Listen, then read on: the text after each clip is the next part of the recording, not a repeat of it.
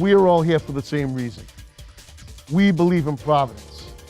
I believe in Providence. I was born here, I was raised here, went to school here, raised my family here, and started my business here. Providence is my home. Like so many immigrants, my grandfather came to this country 100 years ago at the age of 13 with 25 cents in his pocket. He was a salesman going door to door, selling coal, then dry goods. He settled on Cedar Street in a 6-family house full of families like my aunts and uncles, my cousins, working day in and day out to realize the American dream. But every Sunday, we would have these huge family gatherings, and it was there where I learned the importance of family and community. At 4 years old, I moved up to the Elmhurst section of Providence, where I continue to live today. But it was right here in Onlyville. It was right here in Onlyville where I started, where my father opened up his drugstore 55 years ago. It's right here in Onlyville where I learned how to use the cash register, sweep the floors, and stock the shelves. It was right here in Onlyville where I learned how to drive the family car so I could deliver medicine to senior citizens across the city. And it was right here in Onlyville where I started my business, Wes's Rib House, 34 years ago. And it was here in Onlyville where I chose to get involved with the community. Through Onlyville Housing, through Joslin Community Center, through Nickerson Community Center, to Merchants Association. This is a great and diverse community. Families still reaching for the American dream, still struggling to join the middle class. But Onlyville, like all of Providence, had seen some tough times recently. For the last 3 years, our entire city has had to sacrifice to pull us back from the brink of bankruptcy. I became council president the day Angel Tavares became mayor. Immediately, we were faced with a $110 million deficit and a city on the brink of fiscal collapse. We didn't have time to ease into the office or learn on the job. This city was staring bankruptcy in the face, and the consequences for every citizen in Providence would have been disastrous. We had to act, and we chose to work together. We made the difficult decisions that had been put off far too long. We quickly brought in our city unions, hospitals, universities, and others to the table, and we asked them to share in the sacrifice. We asked everyone to dig a little deeper to save the city we love. And together, with the help of many others, we led Providence through a fiscal crisis and put it back on the path toward recovery. I'm proud to say that Providence's auditors now report a $1.6 million surplus.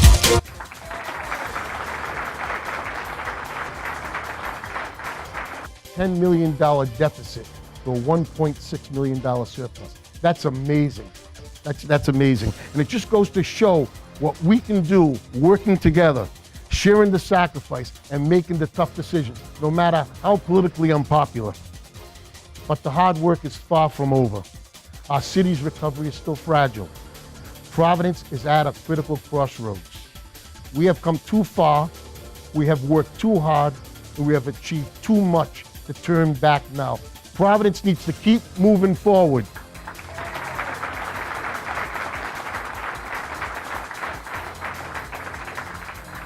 We must continue the hard work we have done over the last 3 years with the bold new vision for the future of our city.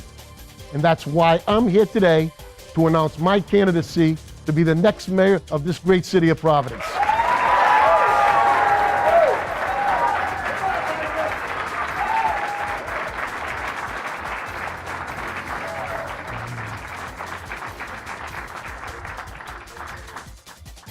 I'm running for mayor to make Providence a city of opportunity for all. As mayor, we will grow the middle class by creating good jobs, rebuilding our schools, and finding ways to offer tax relief to those who need it most. As mayor, we will keep the city on the path to fiscal responsibility. And as mayor, we will revitalize our downtown by supporting our artists, our entrepreneurs, our restaurateurs, who have made downtown a global destination.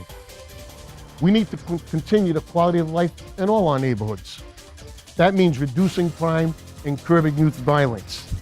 That means creating more affordable housing and investing in our neighborhoods, from parks to pools to community gardens. Together, we have overcome a fiscal crisis. And if we continue to work together, there is nothing we cannot achieve. As a small business owner in Providence, I know that we need to grow our economy today, not tomorrow. Downtown is the heart of our city, and the stronger downtown is, the stronger our neighborhoods will be.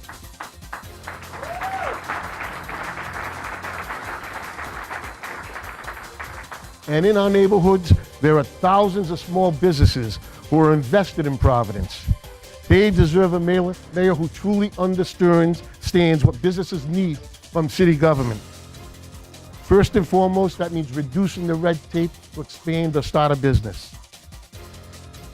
From Broad Street to Hope Street, from Atwells Avenue to Academy Avenue. Small businesses are the backbone of our economy.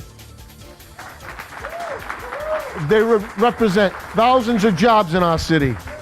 And investing in these small businesses will grow our economy. And growing our economy is the only way we can tackle the high tax rate in our city. Rebuilding Providence's middle class also requires rebuilding our city schools. As a father of 3 daughters who have gone on to become successful, independent, strong, and beautiful, I have seen firsthand the transformative power of education. Families in Providence deserve first-rate schools.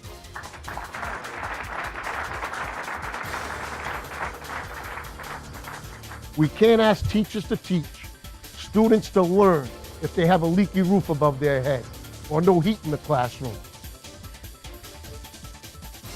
Some of Providence's schools are over 100 years old, and it shows. And if we believe in giving every child an equal opportunity, this must change if we believe in giving every child an equal opportunity to learn. That is why I am proposing the big idea for Providence. Everybody's wondering what it is now, huh? Let's make a 10-year plan to invest $250 million in rebuilding our city schools. This plan will start today by making our schools safe, warm, and dry. Then we will work with the community on a plan to rebuild the schools that need it most. This plan will create over 2,000 jobs for people like the young construction workers that have come out of youth build. The plan will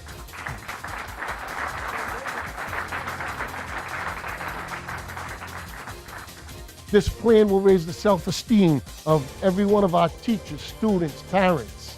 And just look what the rebuilding of Nathan Bishop has done in its community. But upgrading our schools is just one piece of the puzzle. We have to move away from the top-down, one-size-fits-all method of educating our children. Education dollars need to flow into the classroom, not into a top-heavy central office. We need to empower our neighborhood schools. That's right, I said neighborhood schools. Nick, you got that?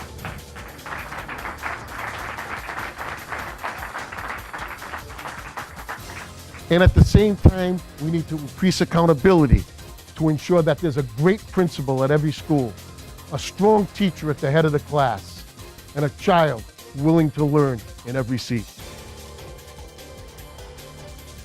As mayor, I will focus on our neighborhoods. I believe the people who know best how to improve the neighborhoods are the people who live in the neighborhoods. And in this campaign, and me as your mayor, your voice will matter most. That's why we will start neighborhood task force groups in our campaign, which will meet with me, and I will continue them as mayor.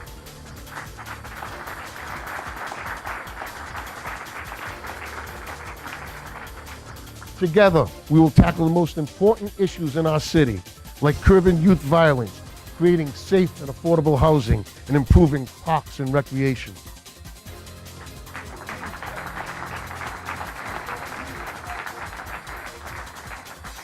Each group will be assigned a specific challenge and work directly with me, turning ideas into reality.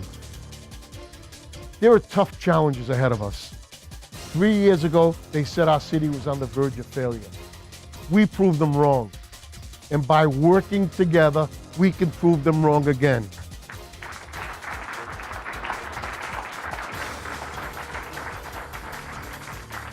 I have no doubt about Providence's future.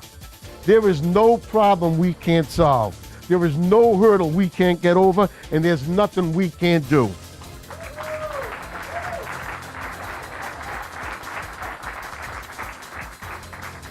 Jobs, schools, neighborhoods. That's what my campaign's about.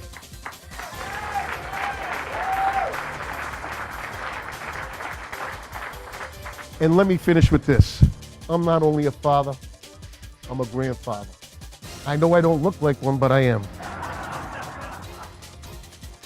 So when I have to think about the future decisions we have to make for Providence, I think of my children and I think of my grandchildren.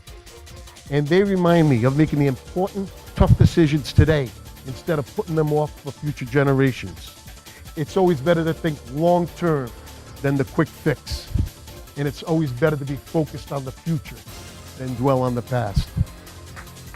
Everyone in this city deserves a fair shot at making it. Everyone. From every neighborhood, we can't leave anyone behind. I love this city. I'm invested in this city, and I'm committed to this city. And if you give me the honor of leading this great city, I promise you this. Together, we will build a brighter future for all of Providence. Thank you.